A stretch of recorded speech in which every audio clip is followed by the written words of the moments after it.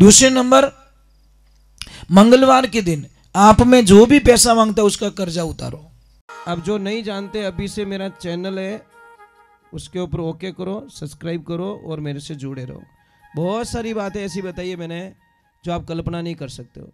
हजारों बातें अंदर डाली मैंने वीडियो के माध्यम से, ताकि भगवान को अगर सचमुच में मानते हो, सच में भाई आका मत करो, सचमुच में भगवान की प्रार्थना करते हो तो एक बात का ध्यान रखे, घर से बिल्कुल गंदी चीज़ें निकाल दे।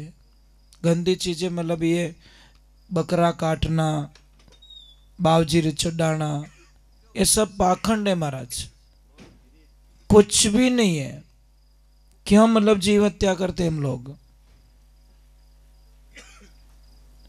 मुझे तो एक समझ में ही नहीं आती महाराज।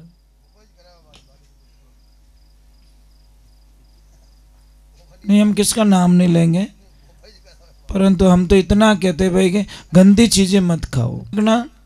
बदला है साहब, बदला। कर्म बांध रहे। भीष्म पितामह 18 दिन तक सोते रहे बाणों पे। भगवान श्री कृष्ण ने जाके पूछा कि पितामह अब तो शरीर त्याग कर दो। हे केशव, मैं कैसे इस शरीर का त्याग कर दूं? मैं ढूंढ रहा हूं कि मैंने ऐसा कोई पाप नहीं किया कि अर्जुन के बाणों के द्वारा मेरी मौत हो। अर्जुन के साथ में मेरी कोई दुश्मनी नहीं है। 72 जन्म देख चुका हूं मेरी पीठ में, कोई ऐसा जन्म नहीं आएगा हमारा और अर्जुन का कोई दुश्मन हो। तो भगवान हंस के जवाब देते, भीष्म पितामह एक जन्म और देख लो। और जैसे 73वां जन्म देखते हैं तो देखते हैं भीष्म पितामह किसान के बेटे हैं, खेत में जाते हैं, एक जीव को पकड़ते हैं, पकड़ के उसको उल्टा बांधते हैं और बवड़िया हुड़ को मायने शरीर में गाले, वो 6 मिनट में मर जाता है। वो ही जीव भीष्म का पोता बन के आता है और वो इस बवड़िया हुड़कों ने बदला में बाण ठोकिया पूरा, और पूरा शरीर ने छलनी करियो। इन वास्ते के कर्मारो काम करारो, मत बांधो इनरो भारो रे, कर्मारो काम करारो। कोई सेठ जी थे पया उधार घना देता कि नहीं, इस मना नहीं करनो, चावे जीते ही रुपया ले जाते।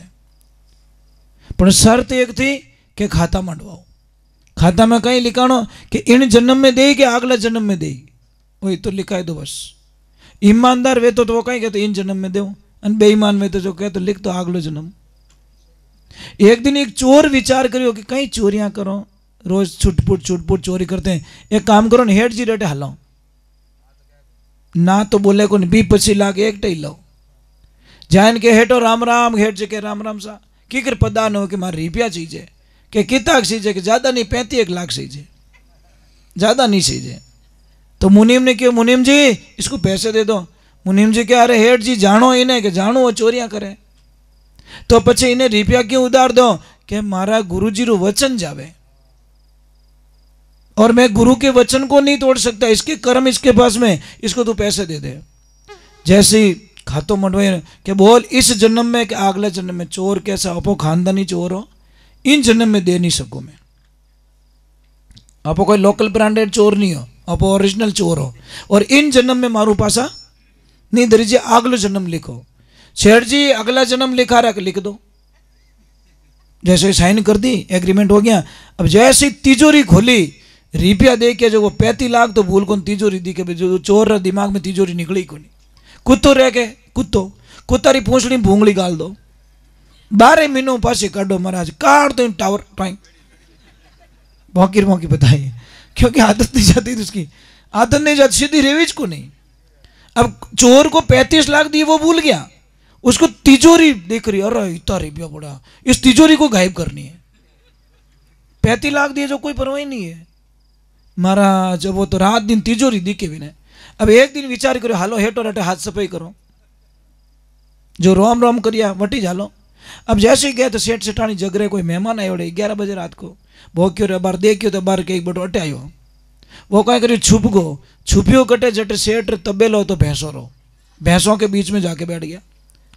अब बड़ा आराम से बैठा, यहाँ सेफ है, यहाँ कोई देखने वाला। अब एक भैंस दूसरी भैंस को पूछ रही है कि कहीं है भाई तू अटकी कराई कि भाई तू बात ही मत कर जे।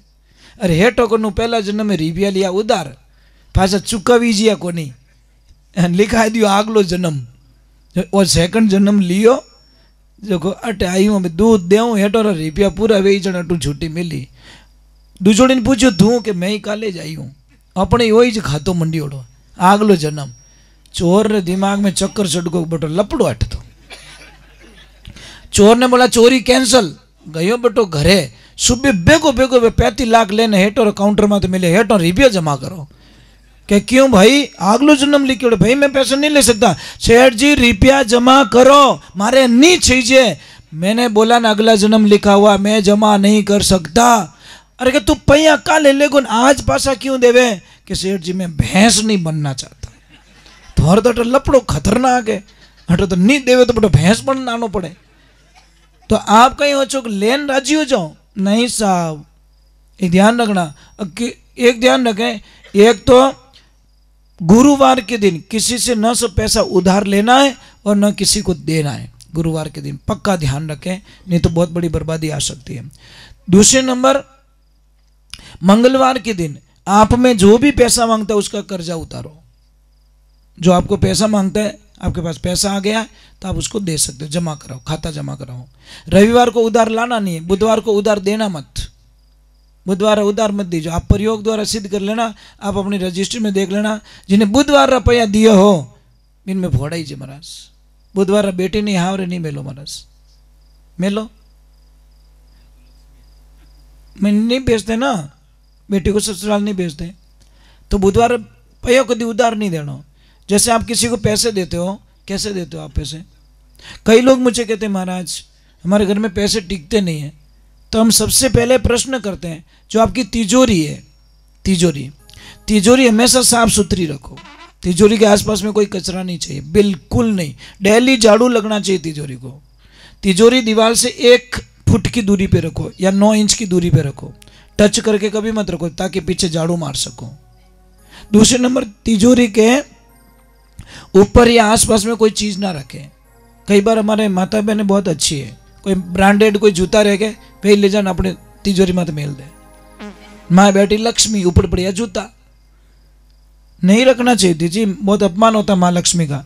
दूसरे नंबर तिजोरी उत्तर दिशा में खुले हमेशा तिजोरी उत्तर दिशा में खोले। दक्षिण दिशा में अपनो मुंडो रहना चाहिए उत्तर दिशा में तिजोरी खुलनी चाहिए।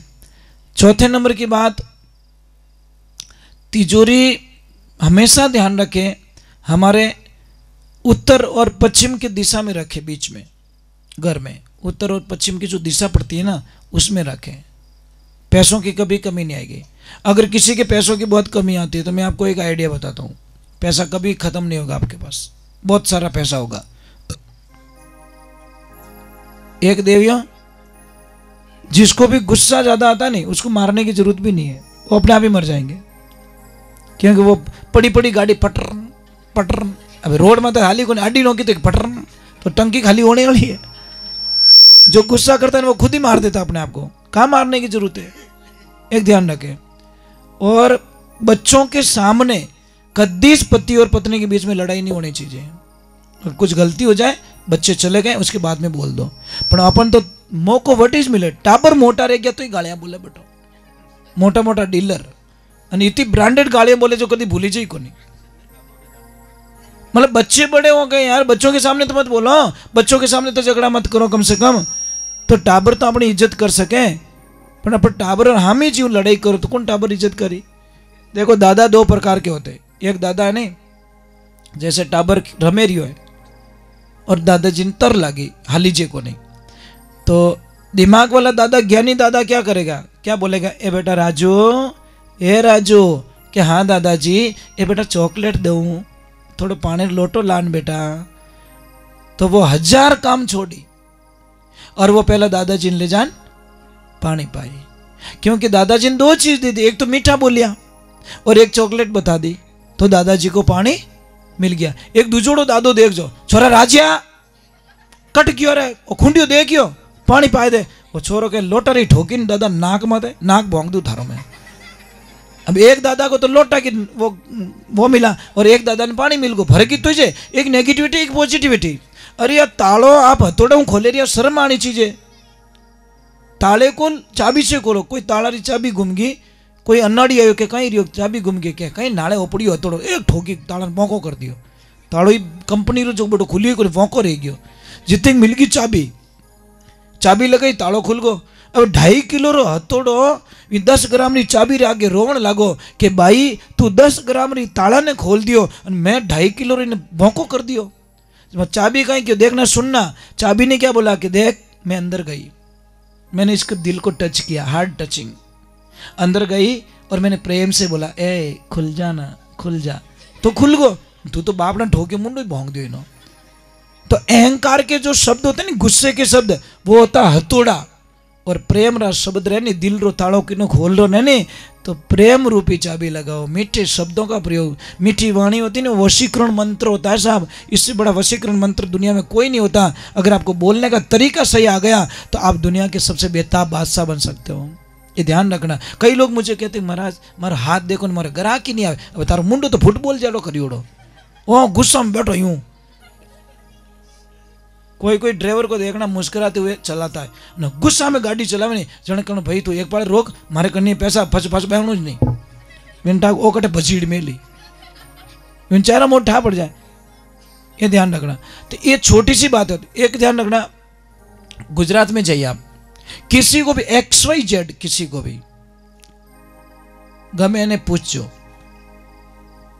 केम छो, सामने से एक आवाज है कि मजामा, चाहे એને જમવાનું મળે કે નહીં મળે, પહેરવાનું લુગડા મળે કે નહીં મળે, કાંઈ ન મળે તો બંદો શું કહે છે મજામાં છો, અને આપણાને પૂછ્યું તો કેમ છો કે હમણે ટાઈટ હાલે, એ તારી તો શું બોલેસ તું, આવી રીતનું બોલાય, ખોટું બોલે ને। તો એ મને ગુજરાતી આવડે, ફૂલ આવડે એકદમ, હા ગુજરાતી મારી ફેવરેટ ભાષા છે। બધું મીઠું હોય ને, કઢી મીઠી હોય, दाल मीठी हो, बधु मीठू, અને બોલી કેટલી મીઠી છે। આપણે કે આઈ જે રે, ગુજરાત કે આવજો, કેટલી સરસ ભાષા છે, है ना, मस्त है ना।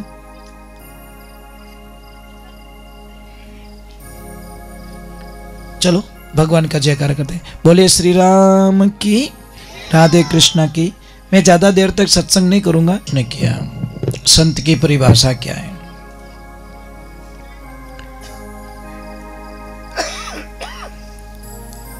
संत की पहचान न कपड़ों से है,